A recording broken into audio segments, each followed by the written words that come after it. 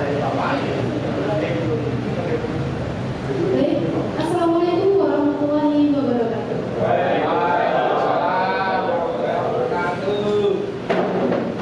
Selamat malam kepada bapak-bapak, ibu-ibu dan kakak-kakak yang berbahagia.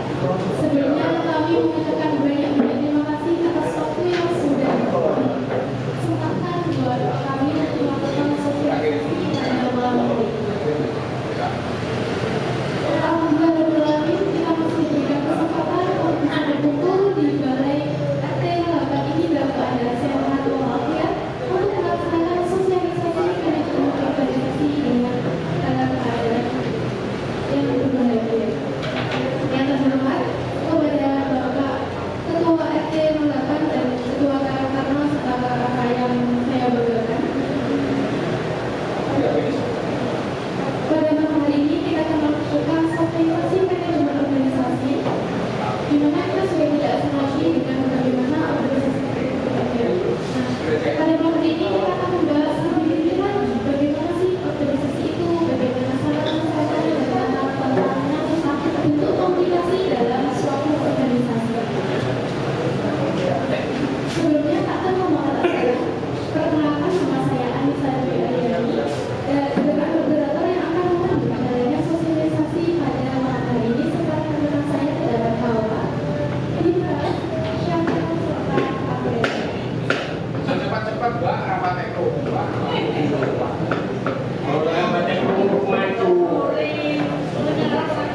Izinkan saya untuk membacakan susunan sosialisasi pada malam hari ini.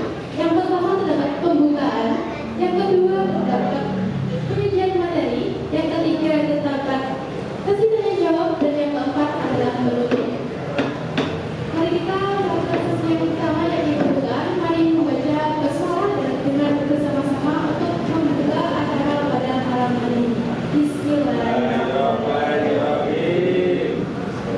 Selanjutnya adalah sesi yang kedua, yakni sesi penyajian materi. Kepada yang bertugas, saya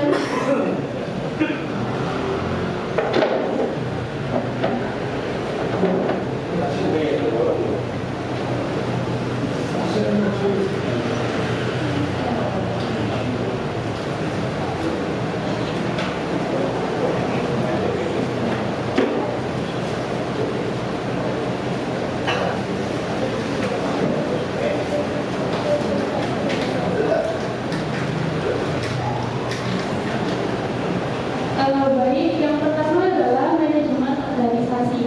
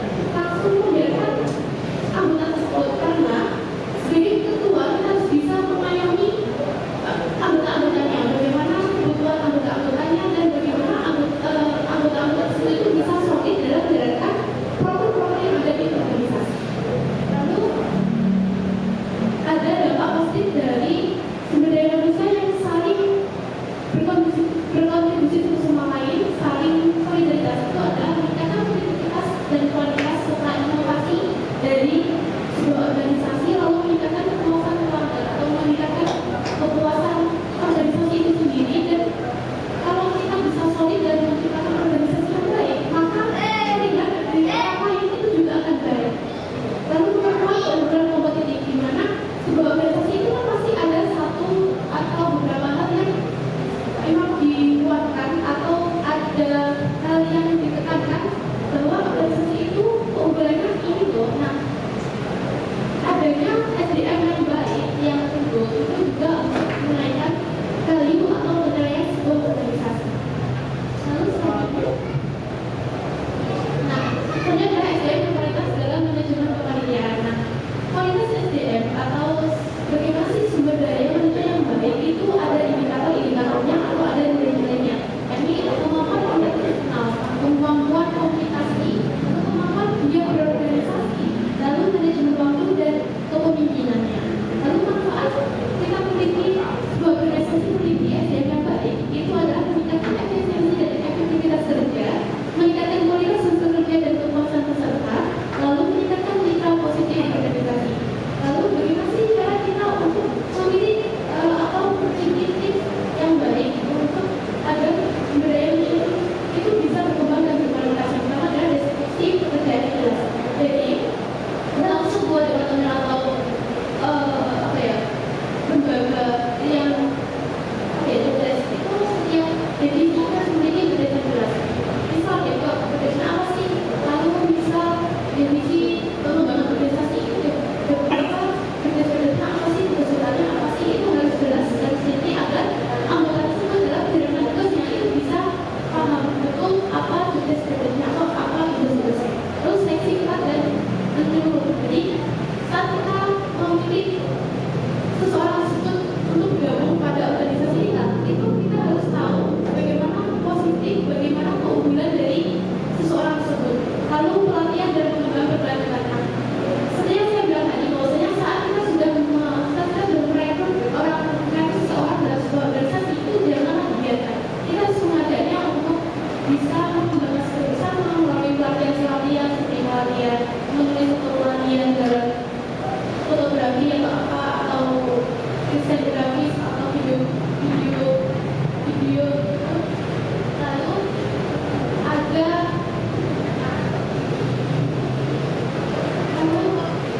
dan pelatihan selanjutnya untuk mengembangkan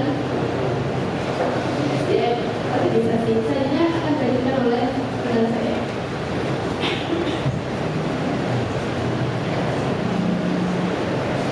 Baik, Bapak, Ibu, dan kakak-kakak semua, selanjutnya adalah teknik pengendalian konflik.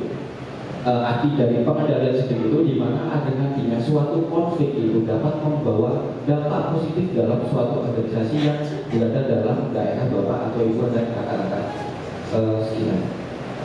Di sini kita mempelajari sebuah teknik pengendalian konflik untuk yang pertama mampu memahami faktor-faktor yang menjadi potensi konflik. Yang kedua, memahami arti dan macam-macam konflik. Yang ketiga, mengenal macam-macam cara menyelesaikan konflik. Dan yang keempat, memahami keuntungan dan kerugian setiap cara menyelesaikan konflik. Nah, sebelum saya menjelaskan apa saja tentang teknik pengendalian konflik, mungkin bapak-bapak atau kakak-kakak atau ibu-ibu tahu apa itu konflik? Ada yang tahu? Mungkin kakak-kakak ada ibu-ibu? Masalah, ya, ibu betul sekali. Konflik adalah suatu masalah yang terjadi di dalam suatu organisasi. Tidak heran bahwa kita dalam berorganisasi itu pastinya ada konflik yang sering muncul dalam suatu organisasi sehingga dapat kebanyakan berdampak buruk ya bagi suatu organisasi tersebut. Nah, yang selanjutnya adalah jenis konflik atau jenis masalah. Di sini jenis konflik itu ada dua. Yang pertama, konflik bersifat destruktif dan konflik bersifat fungsional.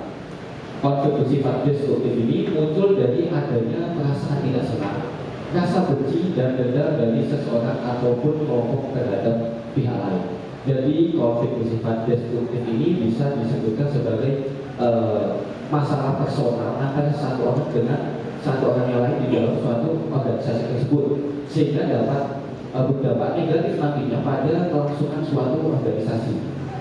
Yang kedua, konflik bersifat fungsional. Konflik ini terjadi untuk mendukung pencapaian tujuan kelompok dan memperbaiki kinerja kelompok. Dapat diartikan bahwasanya konflik bersifat fungsional ini suatu konflik yang dapat membawa dampak positif yang dapat membantu suatu organisasi mencapai suatu tujuan dan misi-misi para organisasi, para anggota organisasi, dan dapat dilaksanakan dengan baik. Meskipun konflik ini sendiri sering diartikan sebagai suatu hal yang negatif. Next slide. Selanjutnya ada faktor penyebab terjadinya konflik. Yang pertama, yakni faktor komunikasi. Di dalam organisasi pastinya yang pertama itu ada hal yang paling penting yakni komunikasi, di mana komunikasi antara pimpinan dan kepada anggota-anggota semuanya itu harus diatur dalam suatu organisasi. Bagaimana kita menyampaikan suatu informasi itu dengan baik, itu adalah tugas dari seorang pemimpin. Yang kedua, faktor struktur tugas maupun organisasi, di mana di setiap organisasi pasti ada posisi-posisi masing-masing, hak-hak dan kewajiban masing-masing, di mana seluruh anggota organisasi ini diwajibkan untuk memahami hak-hak dan kewajibannya, sehingga nantinya seluruh program kerja, seluruh acara yang dilakukan di dalam suatu organisasi itu dapat dijalankan secara terencana dan teratur. Yang ketiga, faktor penyebab terjadinya konflik adalah faktor personal tadi. Saya sudah sebutkan bahwasanya tadi konflik bersifat destruktif yang berdampak pada personal dalam suatu organisasi tersebut, di mana permasalahan individu di sini dapat membawa dampak negatif pada suatu organisasi. Selanjutnya yakni faktor lingkungan. Faktor lingkungan ini sangat-sangat berpengaruh pada suatu organisasi, karena faktor lingkungan ini dapat menilai bagaimana organisasi ini berjalan, bagaimana suatu sumber daya di dalam suatu organisasi ini dapat dinilai bekerja secara baik atau secara tidak baik, sehingga nantinya suatu organisasi itu dapat dinilai berkembang maupun tidak berkembang. Selanjutnya adalah mencegah terjadinya konflik. Yang pertama, saling menghargai dan menghormati. Nah, di sini saya sudah dihadapkan dengan bapak-bapak dan ibu-ibu dan kakak-kakak yang dimana ini yang pertama itu harus saling menghargai dan menghormati. Terutama untuk kakak-kakak, nantinya kalau dalam organisasi pastinya ada arahan dari bapak-bapak atau ibu-ibu yang seharusnya dari kakak-kakak adik-adik ini semua harus menjalankan sesuai apa arahan dalam organisasi tersebut. Selanjutnya ada bersikap demokratis. Bersikap demokratis di sini diartikan bahwasanya diharapkan nanti bapak-bapak, kakak-kakak, ibu-ibu di dalam suatu rapat nantinya dapat menerima segala pendapat dari satu orang dan tidak diharapkan tidak menjadi suatu masalah yang tadinya seharusnya itu adalah pendapat yang baik, tapi malah dijadikan suatu percikan masalah dalam suatu organisasi tersebut. Selanjutnya mengembangkan sikap toleransi. Mengembangkan sikap toleransi ini tidak jauh beda di poin pertama, saling menghargai dan menghormati, dan juga menghargai pendapat orang lain ini, dan juga masuk dalam bersikap demokratis. Jadi semua 4 poin ini semua masuk dalam poin yang kedua, bersikap demokratis, dan saling menghargai dan menghargai pendapat orang lain. Next. Nah, selanjutnya dampak terjadinya konflik. Konflik itu sering dianggap sebagai hal yang negatif, hal yang buruk yang nantinya dapat berdampak suatu organisasi itu berjalan secara tidak baik. Gitu. Padahal di dalam suatu konflik itu sendiri dapat menjadikan sebuah motivasi dan meningkatkan loyalitas dan kreativitas pada setiap anggota organisasi. Yang kedua ada meningkatkan ikatan kelompok, di mana suatu kelompok ini misalnya nanti ada suatu masalah dalam suatu acara, itu dapat membuat para anggota semua ini dapat saling bekerja sama untuk menyampaikan suatu pendapat-pendapat dari masing-masing dan mencapai tujuan yang diinginkan. Yang ketiga, membantu upaya pencapaian tujuan bersama. Nah, di sini tadi sudah saya singgung bahwasanya konflik ini dapat membawa dampak positif, dapat membantu para anggota-anggota organisasi untuk mencapai tujuan bersama. Dampak negatifnya sendiri itu dapat menurunkan produktivitas dan kepercayaan terhadap pimpinan maupun terhadap anggota. Yang kedua, informasi dirahasiakan sehingga komunikasi berkurang. Di dalam organisasi itu pastinya komunikasi itu harus terbuka. Apa saja yang dibutuhkan, apa saja kekurangan, itu harus seluruhnya dikomunikasikan. Dan itu termasuk tugas dari seorang pemimpin dan seorang anggota sendiri itu harus memiliki sikap menghormati dan menghargai pendapat dari seorang pimpinan tersebut. Yang selanjutnya, proses pengambilan keputusan berkurang. Apabila suatu konflik ini terjadi dalam suatu organisasi, pasti akan ada pihak-pihak yang kadang tidak menerima suatu pendapat dari orang lain, sehingga nanti proses pengambilan keputusan dari seorang pimpinan sendiri akan merasa kesusahan. Apabila nantinya berpihak pada satu orang yang dianggap salah, maka nantinya pemimpin bisa mendapat dampak personal dari seluruh anggotanya. Next slide. Oke, untuk selanjutnya materi tentang kepemimpinan akan dilanjutkan oleh teman saya.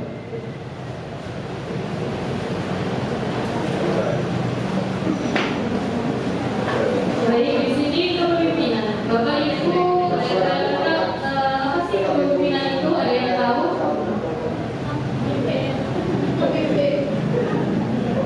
Ya, betul. Kepemimpinan.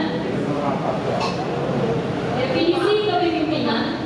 Kepemimpinan adalah kemampuan seseorang untuk mempengaruhi, memotivasi, dan mengarahkan anggota kelompok atau organisasi untuk mencapai tujuan bersama dalam tim. Dan di sini sudah ada contoh kepemimpinan, yakni Bapak RP selaku yang mimpin kampung di Surabaya. Menurut Bapak sendiri, menurut Bapak, menurut Bapak apa sih karakteristik yang dimiliki oleh seorang pemimpin itu?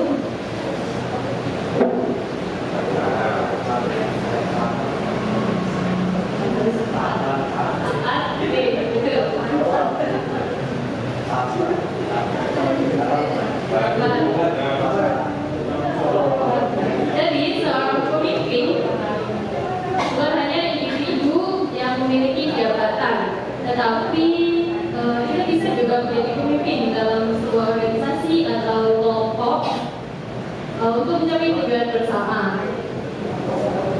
Seorang pemimpin memiliki tujuan dengan menggagas ide, gagasan untuk mencapai tujuan bersama dan mengembangkan organisasi tersebut. Baik, ada ciri-ciri pemimpin yang baik, visioner dan memiliki tujuan yang jelas. Seorang pemimpin harus memiliki tujuan yang jelas dan memberikan arah kepada setiap anggota tim. Yang kedua, kemampuan komunikasi yang efektif. Setiap pemimpin melakukan komunikasi yang efektif. Dalam pemimpin ini harus melakukan komunikasi. Jika karena tidak ada komunikasi, maka organisasi tersebut akan tidak berkembang. Yang ketiga, memberikan teladan yang baik. Seorang pemimpin menjadi panutan bagi kita melalui tindakan dan perilakunya. Dan terakhir, mampu mengelola konflik dan mengambil keputusan yang bijak. Seorang pemimpin harus menangani konflik dengan adil dan rasional dan mengambil keputusan bijak berupa solusi untuk mendukung organisasi setiap anggota.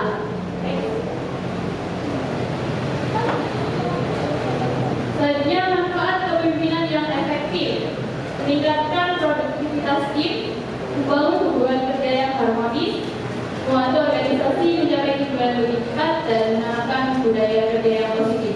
Dengan manfaat ini, organisasi akan berkembang dengan baik dan menangani konflik sebuah masalah yang positif agar organisasi berkembang dengan lebih baik.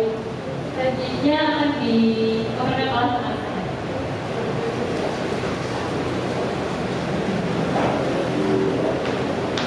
Lalu selanjutnya ada komunikasi antar unit kerja. Di sini ada sasaran belajar. Sasaran belajar merupakan mengenal berbagai pola komunikasi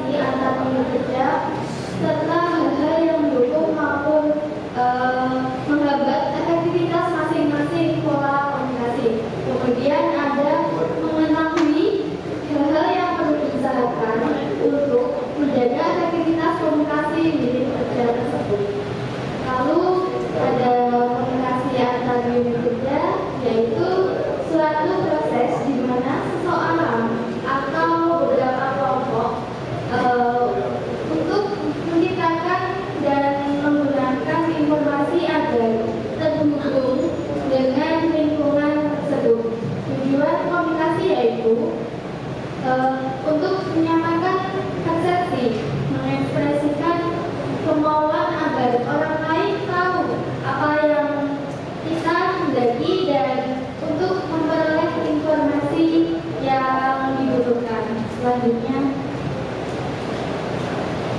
ada proses komunikasi.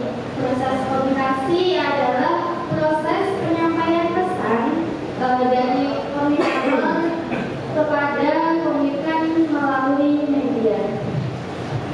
Selanjutnya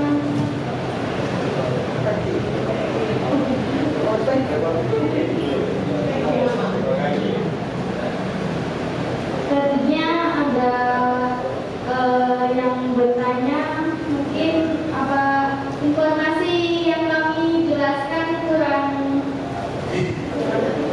paham dengan yang mau bertanya angkat tangan dan kembali tangan kiri.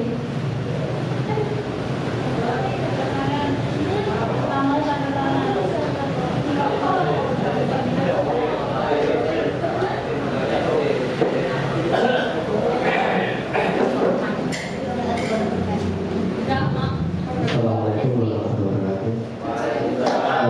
Sebelum bertanya, izinkan saya mengucapkan terima kasih kepada sahabat-sahabat dari UNESA.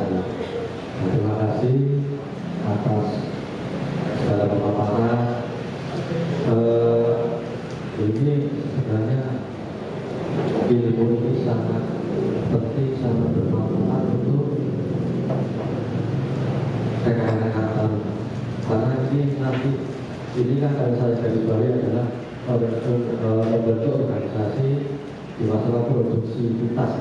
Nah, saya pertama biasanya besok jadi pemimpin, jadi kepala bagian, jadi apa itu di layar itu semua ada, materinya ada. Cuma di sini saya mau bertanya, mungkin dari rekan-rekan Indonesia, bagaimana cara untuk memotivasi organisasi yang sifatnya masih pemula? Contoh karena seperti tadi, kalau tidak ada motivasi dari kita yang karang tua, sebetulnya karang tua di sini, tidak ada yang hadir sampai saya ultimatum. Mohon nanti dijelaskan. Mungkin cara untuk memotivasi organisasi yang sifatnya masih pemula. Yang kedua, inovasi apa yang kira-kira bisa membedakan untuk membentuk kekompakan dan semangat untuk berorganisasi, baik di lingkungan masyarakat atau mungkin kalau yang di lingkungan produksi kita itu tadi sudah mungkin hanya itu. Terima kasih. Wassalamualaikum warahmatullahi wabarakatuh. Terima kasih atas pertanyaannya. Mungkin ada yang ingin bertanya kembali.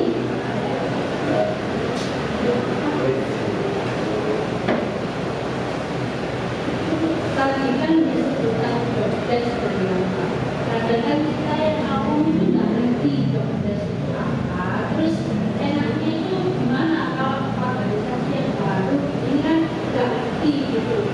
Harusnya kan mereka paham. Jadi mereka kalau udah paham jobdesknya apa, nanti kan mereka bisa paham. Itu aja. Apa aja gitu.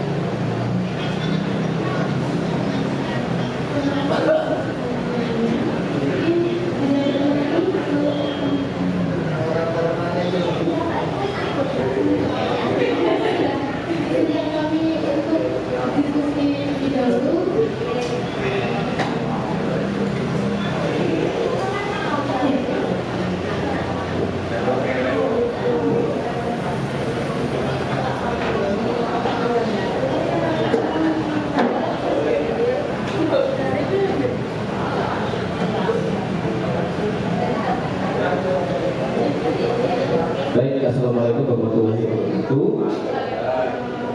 Di sini izinkan saya untuk menjawab pertanyaan dari Bapak FT mengenai bagaimana kita memotivasi pada anggota-anggota kakak-kakak yang mungkin baru pertama kali berorganisasi ya Pak. Dan inovasi apa yang cocok dalam zaman sekarang gitu ya. Jadi yang pertama untuk karakter organisasi di zaman sekarang itu, suatu organisasi, suatu pemimpin itu seharusnya dapat memilih bagaimana memilih suatu anggota yang benar-benar dapat membawa suatu organisasi itu berjalan dengan baik. Tidak asal, wah ini ada banyak anak-anak kumpul, aku masukkan ke organisasi. Jangan seperti itu. Karena di dalam suatu organisasi itu pastinya ada suatu kesepakatan bahwasanya nanti tujuan itu harus tercapai. Apabila nantinya di dalam organisasi tersebut seorang pemimpin memilih anggota secara random, secara acak-acakan, ataupun tidak memilih dengan kelebihan setiap individu, maka tujuan organisasi itu sendiri akan sulit untuk dicapai. Bertanya tentang motivasi sendiri, di zaman sekarang itu anak-anak itu sangat sulit ya untuk diajak berorganisasi, diajak untuk tugas-tugas yang berat, diajak untuk kegiatan-kegiatan yang sekiranya itu sangat-sangat melelahkan. Apalagi kadang anak-anak sekarang kan kalau tidak ada bayaran atau tidak ada uang, malas kan untuk ikut dalam suatu acara tersebut. Nah, yang paling mungkin jawaban saya pastinya motivasi adalah untuk anak-anak mungkin uang ya pastinya. Motivasi itu apabila suatu kegiatan itu tidak ada uang, pastinya mungkin kakak-kakak ini di zaman sekarang itu malas untuk berorganisasi. Apabila di dalam anggota-anggota kakak-kakak yang lain sendiri tidak bertujuan untuk mendapat uang atau apapun, itu tergantung dari individu masing-masing. Kita tidak dapat mendorong, memaksa anak-anak untuk melakukan apa yang kita inginkan di dalam suatu organisasi. Karena di zaman sekarang itu di dalam berorganisasi kita tidak memilih pengalaman apa saja yang dimiliki, tapi bagaimana komitmen yang dibutuhkan dalam suatu organisasi itu. Bagaimana anak-anak ini nantinya, kakak-kakak ini nantinya dapat berpegang teguh, mempunyai tanggung jawab bahwasanya ini loh komitmenku, ini loh tanggung jawabku. Sehingga pengalaman itu sudah tidak ada artinya di zaman sekarang. Karena organisasi ini sendiri adalah suatu tempat belajar bersama dalam bagaimana kita menyelesaikan suatu konflik, mencapai suatu tujuan bersama, komunikasi dengan beda usia maupun beda usia jauh. Itu adalah tujuan organisasi sekarang. Tidak hanya menyelesaikan suatu acara-acara saja, tapi bagaimana kita membentuk kekeluargaan dalam organisasi tersebut, sehingga nanti dapat berdampak tidak hanya dalam organisasi tapi dalam lingkungan masyarakat sekalipun.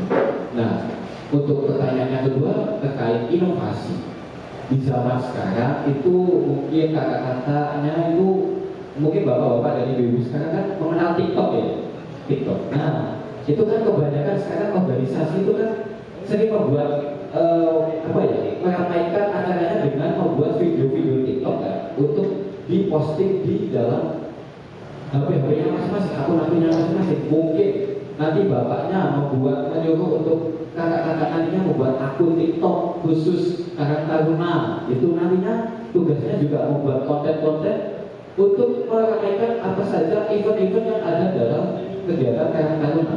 Itu sih Pak, untuk inovasi yang cocok di zaman sekarang, dan mungkin kakak-kakak semuanya ini dapat tertarik. Mungkin itu saja Pak jawaban dari saya. Terima kasih.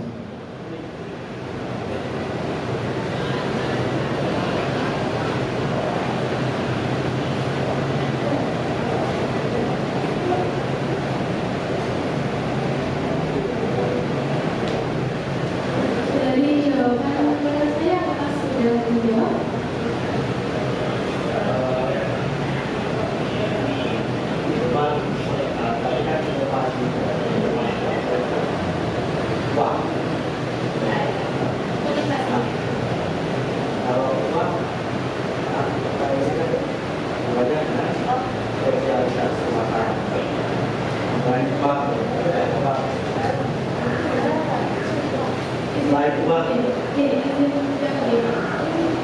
Ini saya dikatakan pada diri individu masing-masing.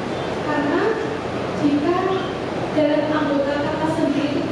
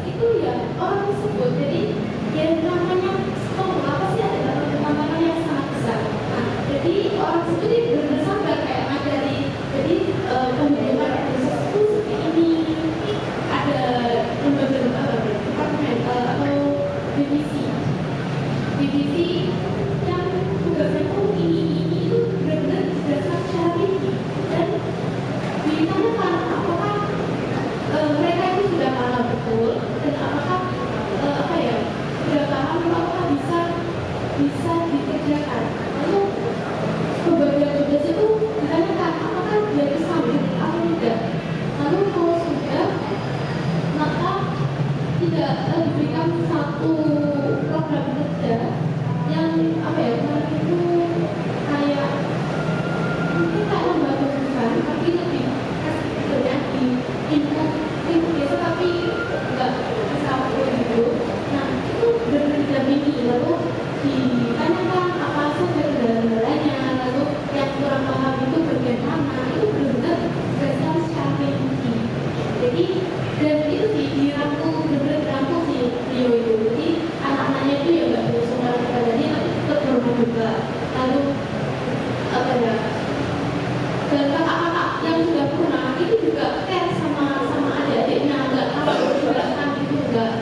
Dan masih kayak kamu itu begini harus begini, benar-benar di apa ya, diayomi, di apa ya, dididik banget gitu.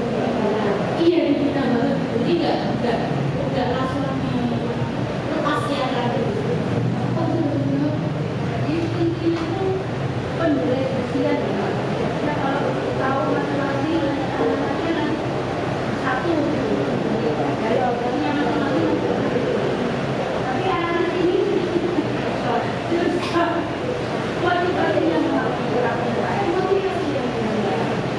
Sama mungkin kalau di atasannya yang sudah benar-benar berusaha buat untuk merangkul, memang dari motivasinya mungkin bisa ditanyakan juga kendalanya itu apa sih kok sampai nggak aktif dalam kata. Kan setiap orang pasti ada kesulitannya, pasti ada prioritasnya. Nah itu tanyakan apa ada hal lain yang mengganggu kegiatannya di kata. Nah kalau ada mungkin bisa dimediasi, atau mungkin ada orang yang dapat itu nggak suka, itu bisa mungkin juga oke. Terima kasih.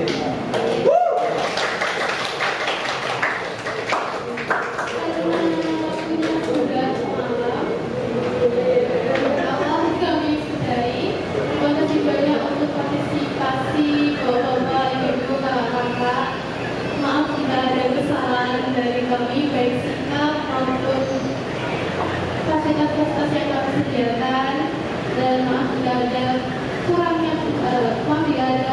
penjelasan dari kami. Sekian kami